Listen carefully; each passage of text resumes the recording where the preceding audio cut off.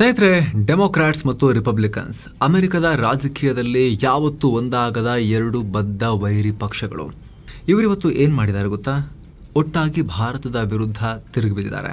No no no no ಭಾರತ ಯಾವುದೇ ಕಾರಣಕ್ಕೂ ಹಿಂಗೆ ಮಾಡಬಾರ್ದು, ಇದು ಆಗಲೇಬಾರ್ದು ಅಂತ ಹೇಳಿ ಭಾರತದ ವಿರುದ್ಧ ನೀವು ಹಂಗೆ ಮಾಡಬೇಡಿ, ನೀವು ಹಿಂಗೆ ಮಾಡಬೇಡಿ ಅಂತ ಒಂದು ವಿಚಾರಕ್ಕೆ ಸಂಬಂಧಪಟ್ಟಂತೆ ಉರಿದು ಬಿದ್ದಿದ್ದಾರೆ. ಇದಕ್ಕೆ ಕಾರಣ ಭಾರತ ಸರ್ಕಾರ ತಂದಿರೋ ಒಂದು ಹೊಸ ಬಿಲ್, FCRA ತಿದ್ದುಪಡಿ ಮಸೂದೆ 2026. ಇದೊಂದು ಮಸೂದೆ ಅಮೆರಿಕದ ನಿದ್ದೆ ಕೆಡಿಸಿದೆ. ವಿದೇಶಿ ಫಂಡಿಂಗ್ಗೆ ಕತ್ತರಿ ಹಾಕೋಕೆ ಮುಂದಾಗಿದೆ. ಇಲ್ಲಿರೋ ಕೋಟ್ಯಂತರ ಮೌಲ್ಯದ ಆಸ್ತಿ ಸರ್ಕಾರದ ಪಾಲಾಗುವ ಭಯ ಶುರುವಾಗಿದೆ. ಹಾಗಿದ್ರೆ ಈ ಬಿಲ್ನಲ್ಲಿರೋ ಆ ರೂಲ್ ಏನು? ಅಮೆರಿಕನ್ ಸಂಸದರು ಇದರ ವಿರುದ್ಧ ಉರಿದು ಬೀಳ್ತಿರೋದು ಯಾಕೆ? ಪ್ರತಿಯೊಂದನ್ನು ಡೀಟೇಲ್ ಆಗಿ ಎಕ್ಸ್ಪ್ಲೇನ್ ಮಾಡ್ತಾ ಹೋಗ್ತೀವಿ. ಕಡೆ ತನಕ ಮಿಸ್ ಮಾಡಿದೆ ನೋಡಿ. ನೀವು ನೋಡ್ತಾ ಇದ್ದೀರಾ ಮಸ್ತ್ ಮಗ ಚಾನಲ್. ನಾನು Amar Prasad. FCRA surgical strike, ಕೇಂದ್ರ ದೊಡ್ಡ ನಿರ್ಧಾರ. ಸ್ನೇಹಿತರೆ, ನಿಮಗೆ FCRA ಕಾಯ್ದೆ ಬಗ್ಗೆ ಗೊತ್ತಿರ್ಬೋದು. ಗೊತ್ತಿಲ್ಲ ಅಂದರೆ ಸಿಂಪಲ್ ಆಗಿ ಹೇಳ್ತೀವಿ ಕೇಳಿ. FCRA ಅಂದರೆ ಫಾರಿನ್ ಕಾಂಟ್ರಿಬ್ಯೂಷನ್ ರೆಗ್ಯುಲೇಷನ್ ಆ್ಯಕ್ಟ್. ನಮ್ಮ ದೇಶದಲ್ಲಿರೋ NGOಗಳು ಅಥವಾ ಟ್ರಸ್ಟ್ಗಳು ವಿದೇಶದಿಂದ ಪಡೆಯುವ ಫಂಡಿಂಗನ್ನು ನಿಯಂತ್ರಿಸೋ ಕಾನೂನಿದು. ನಮಗೆ ಹೊರಗಿನಿಂದ ಬರೋ ಹಣ ದೇಶದ ಭದ್ರತೆಗೆ ಅಥವಾ ಆಂತರಿಕ ವಿಚಾರಗಳಿಗೆ ತೊಂದರೆ ಮಾಡಬಾರದು ಅನ್ನೋದೇ ಇದರ ಮುಖ್ಯ ಉದ್ದೇಶ. ಎಸ್, ಹೊರಗಿಂದ ಬರೋ ದುಡ್ಡು ನಮ್ಮನ್ನು ಡಿಸ್ಟರ್ಬ್ ಮಾಡೋ ಕೆಲಸಗಳಿಗೆ ಹೋಗಬಾರ್ದು ಅಂತ. ಈಗ ವಿಚಾರ ಏನು ಅಂತ ಹೇಳಿದ್ರೆ, ಇದೇ ಕಾಯ್ದೆಗೆ ಕೇಂದ್ರ ಸರ್ಕಾರ ಒಂದು ದೊಡ್ಡ ತಿದ್ದುಪಡಿ ತರೋಕೆ ಹೆಜ್ಜೆ ಇಟ್ಟಿದೆ. ಮಾರ್ಚ್ 25ಕ್ಕೆ ಲೋಕಸಭೆಯಲ್ಲಿ ಇದಕ್ಕೆ ಸಂಬಂಧಪಟ್ಟಂತೆ ಒಂದು ತಿದ್ದುಪಡಿ ಬಿಲ್ ಮಂಡನೆಯಾಗುತ್ತೆ. Foreign contribution regulation amendment bill 2026.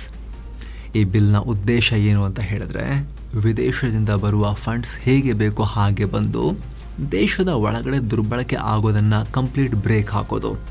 ನಿಮ್ಗೆ ಗೊತ್ತಿರಲಿ ಸ್ನೇಹಿತರೆ, ಭಾರತದಲ್ಲಿ ಸದ್ಯಕ್ಕೆ ಸುಮಾರು 16,000 ಅಸೋಸಿಯೇಷನ್ಗಳು ಅಥವಾ NGOಗಳು ಈ FCRA ಅಡಿಯಲ್ಲಿ ರಿಜಿಸ್ಟರ್ ಆಗಿವೆ. ಇವುಗಳಿಗೆ ಪ್ರತಿ ವರ್ಷ ವಿದೇಶದಿಂದ ಹರಿದು ಬರುವ ಅನುದಾನದ ಮೊತ್ತ ಎಷ್ಟು ಗೊತ್ತಾ?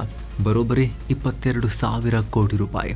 ಇಷ್ಟು ದೊಡ್ಡ ಮೊತ್ತದ ಹಣ ಯಾವ ಉದ್ದೇಶಕ್ಕೆ ಬಳಕೆಯಾಗ್ತಾ ಇದೆ ಅಂತ ಹೇಳಿ ಜಾಲಾಡೋಕೆ, ಹದ್ದಿನ ಕಣ್ಣಿಡೋಕೆ ಸರ್ಕಾರ ಹೊರಟಿದೆ. ಸರಿ, ಪೇಪರ್ ಮೇಲೇನೋ ಸೋಷಿಯಲ್ ಸರ್ವಿಸೋ ಅಥವಾ ಸೋಷಿಯಲ್ ವೆಲ್ಫೇರೋ ಅಂತ ಬರೆದಿರ್ತಾರೆ.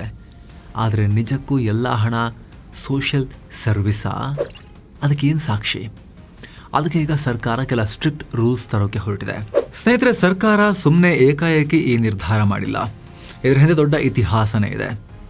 NGOಗಳು ವಿದೇಶಿ ಫಂಡ್ಸ್ ಹೆಸರಲ್ಲಿ ನಮ್ಮ ದೇಶದ ಭದ್ರತೆಗೆ ಅಪಾಯ ತರೋ ಕೆಲಸವನ್ನು ಮಾಡ್ತಿವೆ. ಅಲ್ಲದೆ ಸಮಾಜ ಸೇವೆ ಹೆಸರಲ್ಲಿ ದೇಶದ ರಾಜಕೀಯವನ್ನು ಅಸ್ಥಿರಗೊಳಿಸೋದು, ಅಲ್ಲದೆ ಮತಾಂತರ ಕಾರ್ಯದಲ್ಲೂ ಕೂಡ ಈ ಸಂಸ್ಥೆಗಳು ತೊಡಗಿರೋ ದೊಡ್ಡ ಆರೋಪ ಇದೆ. ಕಂಪ್ಯಾಷನ್ ಇಂಟರ್ನ್ಯಾಷನಲ್, ಕ್ಯಾರಿಟಸ್ ಇಂಡಿಯಾ ಮತ್ತು ರೂರಲ್ ಡೆವಲಪ್ಮೆಂಟ್ ಟ್ರಸ್ಟ್ ಅನ್ನೋ NGOಗಳ ಮೇಲೆ ಧಾರ್ಮಿಕ ಮತಾಂತರದ ಆರೋಪ ಕೇಳಿಬಂದಿತ್ತು. ಅದಕ್ಕೆ ಲೈಸೆನ್ಸ್ ಕೂಡ ಕ್ಯಾನ್ಸಲ್ ಆಗಿತ್ತು. ಅಲ್ಲದೆ ಪಾಲಿಟಿಕ್ಸನ್ನು, ದೇಶದಲ್ಲಿ ಡೆಮೋಕ್ರಸಿಯನ್ನು ಅಸ್ಥಿರಗೊಳಿಸೋಕೆ ವಿದೇಶಿ ಶಕ್ತಿಗಳು ಪ್ರಯತ್ನ ಮಾಡ್ತಾ ಇರ್ತಾರೆ. 2024 ಲೋಕಸಭಾ ಚುನಾವಣೆ ಟೈಮ್ನಲ್ಲಿ ಇದಕ್ಕೆ ಫಂಡಿಂಗ್ ನಡೆದಿತ್ತು ಅನ್ನೋ ವಿವಾದ ಕೂಡ ಇದೆ. USAID ಫಂಡಿಂಗ್ ಮಾಡಿದ ಆರೋಪ ಇತ್ತು. ಜೊತೆಗೆ ಇತ್ತೀಚೆಗೆ ಒಂದು ಘಟನೆ ನಡೀತು. ಭಾರತದ ಜಾರಿ ನಿರ್ದೇಶನಾಲಯ ದಿ ತಿಮೋತಿ ಇನಿಷಿಯೇಟಿವ್ ಅಥವಾ TTI ಸಂಸ್ಥೆ ಮೇಲೆ ರೇಡ್ ಮಾಡ್ತು. ಕಾರಣ ಏನು ಗೊತ್ತಾ? ಕೇವಲ ನವೆಂಬರ್ 2025ರಿಂದ ಏಪ್ರಿಲ್ 2026 ನಡುವೆ ಕೇವಲ 6 ತಿಂಗಳಲ್ಲಿ ಬರೋಬ್ಬರಿ 95 ಕೋಟಿ ರೂಪಾಯಿ ಹಣವನ್ನು ಅಮೆರಿಕದಿಂದ ಭಾರತಕ್ಕೆ ಅಕ್ರಮವಾಗಿ ಹರಿಸಲಾಗಿತ್ತು. ಅತಿ ದೊಡ್ಡ ಟ್ವಿಸ್ಟ್ ಅಂದರೆ, ದಿ ತಿಮೋತಿ ಇನಿಷಿಯೇಟಿವ್ ಸಂಸ್ಥೆಗೆ ಭಾರತದಲ್ಲಿ ಯಾವುದೇ FCRA ರಿಜಿಸ್ಟ್ರೇಷನ್ನೇ ಇರಲಿಲ್ಲ. ಹಾಗಿದ್ರೆ ದುಡ್ಡು ಹೇಗೆ ಬರ್ತಾ ಇತ್ತು? ED ತನಿಖೆಯಲ್ಲಿ ಮೈಕಾ ಮಾರ್ಕ್ ಅನ್ನೋ ವ್ಯಕ್ತಿ ಬಳಿ ಅಮೆರಿಕದ ಟ್ರಸ್ಟ್ ಬ್ಯಾಂಕ್ಗೆ ಸೇರಿದ ಬರೋಬ್ಬರಿ 24 ವಿದೇಶಿ ಡೆಬಿಟ್ ಕಾರ್ಡ್ಗಳು ಸಿಕ್ಕಿವೆ. ಒಟ್ಟು ಕಾರ್ಯಾಚರಣೆಯಲ್ಲಿ 25 ಇಂಟರ್ನ್ಯಾಷನಲ್ ಡೆಬಿಟ್ ಕಾರ್ಡ್ಸ್, 40 ಲಕ್ಷ ರೂಪಾಯಿ ನಗದು ಸೀಸ್ ಆಗಿದೆ. ಇನ್ನು ಅತ್ಯಂತ ಶಾಕಿಂಗ್ ವಿಚಾರ ಅಂದರೆ, ಈ ಅಮೆರಿಕನ್ ಡೆಬಿಟ್ ಕಾರ್ಡ್ಗಳನ್ನು ಬಳಸಿ ಛತ್ತೀಸ್ಗಢದ ಬಸ್ತರ್ ಮತ್ತು ಧುಮ್ತಾರಿಯಂತಹ ಅತಿ ಸೂಕ್ಷ್ಮ ನಕ್ಸಲ್ ಪೀಡಿತ ಬುಡಕಟ್ಟು ಆದಿವಾಸಿ ವಲಯಗಳಲ್ಲಿ ಲಕ್ಷಾಂತರ ರೂಪಾಯಿ ಕ್ಯಾಶ್ ವಿಡ್ರಾ ಮಾಡಲಾಗಿದೆ.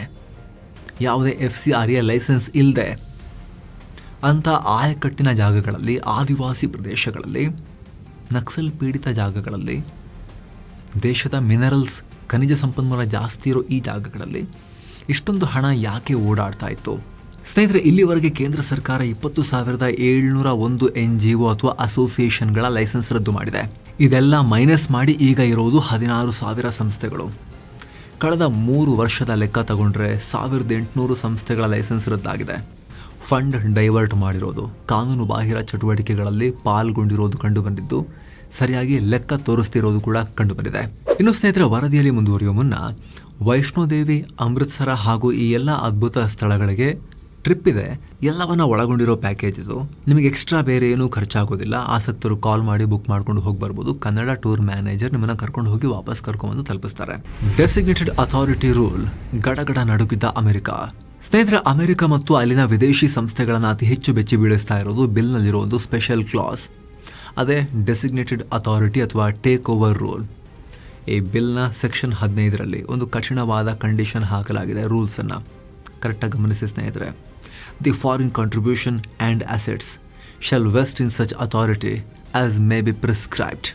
ಇದರ ಸರಳ ಅರ್ಥ ಏನಪ್ಪ ಅಂದರೆ, ಯಾವುದಾದ್ರೂ ಒಂದು NGO ಸೆಕ್ಷನ್ 14ರ ಅಡಿಯಲ್ಲಿ ಲೈಸೆನ್ಸ್ ಕ್ಯಾನ್ಸಲ್ ಮಾಡಿಕೊಂಡ್ರೆ ಅಥವಾ ಸೆಕ್ಷನ್ 14A ಅಡಿಯಲ್ಲಿ ತಮ್ಮ ಲೈಸೆನ್ಸನ್ನು ತಾವೇ ಸರೆಂಡರ್ ಮಾಡಿದರೆ, ಆ ಸಂಸ್ಥೆಯ ಬ್ಯಾಂಕ್ ಅಕೌಂಟ್ನಲ್ಲಿರೋ ವಿದೇಶಿ ಹಣ ಮತ್ತು ಆ ಹಣದಿಂದ ಭಾರತದಲ್ಲಿ ಖರೀದಿಸಿರೋ ಪ್ರತಿಯೊಂದು ಆಸ್ತಿ ನೇರವಾಗಿ ಸರ್ಕಾರ ನಿಯೋಜಿಸೋ ಪ್ರಾಧಿಕಾರದ ಅಧೀನಕ್ಕೆ ಅಂದರೆ ಕಂಟ್ರೋಲ್ಗೆ ಹೋಗುತ್ತೆ. ಆ ಪ್ರಾಧಿಕಾರಕ್ಕೆ ಆ NGO ನಡೆಸ್ತಾ ಇದ್ದ ಆ್ಯಕ್ಟಿವಿಟಿಗಳನ್ನು ತಾನೇ ಮ್ಯಾನೇಜ್ ಮಾಡುವ, ಆ ಫಂಡನ್ನು ಬಳಸುವ ಅಥವಾ ಆ ಇಡೀ ಆಸ್ತಿಯನ್ನು ವಿಲೇವಾರಿ ಮಾಡುವ ಕಂಪ್ಲೀಟ್ ಪವರ್ ಸಿಗುತ್ತೆ. ಇವಾಗ ನೀವು ಕೇಳ್ಬೋದು, ಹಾಗಿದ್ರೆ ಇಷ್ಟು ದಿನ ಲೈಸೆನ್ಸ್ ಕ್ಯಾನ್ಸಲ್ ಆದಾಗ ಏನಾಗ್ತಿತ್ತು ಅಂತ. ಈ ಹಿಂದೇನು ಸ್ಟ್ರಿಕ್ಟ್ ರೂಲ್ಸ್ ಇತ್ತು ಈ ಥರ, ಆದರೆ ಅದರಲ್ಲಿ ಸುಮಾರು ನ್ಯೂನ್ಯತೆಗಳಿದ್ವು. ಈಗ ಒಂದು ವೇಳೆ ಸೀಸ್ ಆಗಿರೋ ಅಸೆಟ್ ಇದ್ದರೆ ಅದಕ್ಕೆ ಅದನ್ನು ಹ್ಯಾಂಡಲ್ ಮಾಡೋಕ್ಕೆ ಯಾವುದೇ ಸ್ಪೆಷಲೈಸ್ಡ್ ಅಥಾರಿಟಿ ಇರಲಿಲ್ಲ.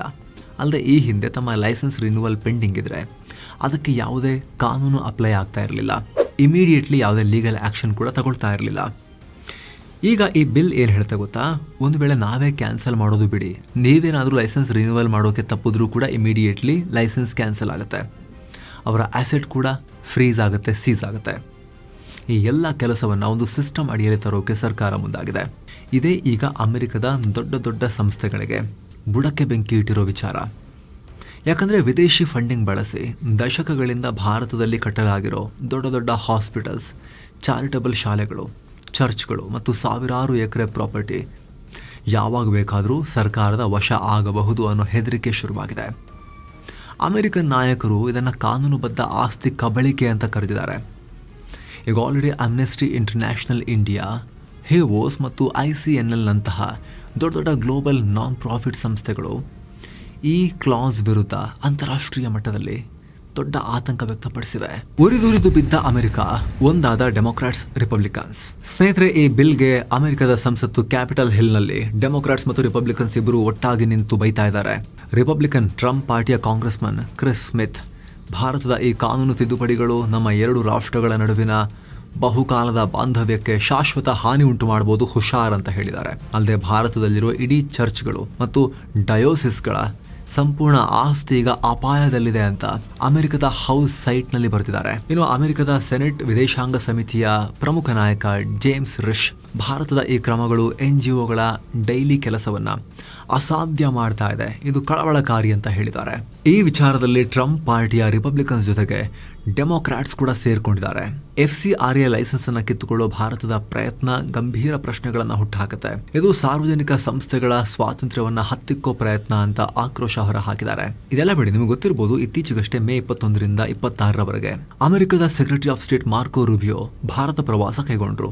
ಅವರು ಭಾರತಕ್ಕೆ ಬರೋಕ್ಕೂ ಮುನ್ನ ಅಮೆರಿಕನ್ ಸಂಸದರು ಅವ್ರ ಮೇಲೆ ಭಾರಿ ಒತ್ತಡ ಹಾಕಿದ್ರು. ಹೋಗಿ ಭಾರತಕ್ಕೆ ಬಿಲ್ ತರದ್ ಬೇಡ, ಕ್ಯಾನ್ಸಲ್ ಮಾಡಕ್ಕೆ ಹೇಳಿ ಅಂತ ಒತ್ತಾಯ ಮಾಡಿದ್ರು. ಸರಿಯಾಗಿ ಗಮನಿಸಿದ್ರೆ ಗೊತ್ತಾಗುತ್ತೆ, ಭಾರತ ಭೇಟಿ ಟೈಮ್ನಲ್ಲಿ ಮಾರ್ಕೋ ರೂಬಿಯೋ ಮೊದಲಿಗೆ ಎಲ್ಲಿ ಹೋದ್ರು ಗೊತ್ತಾ?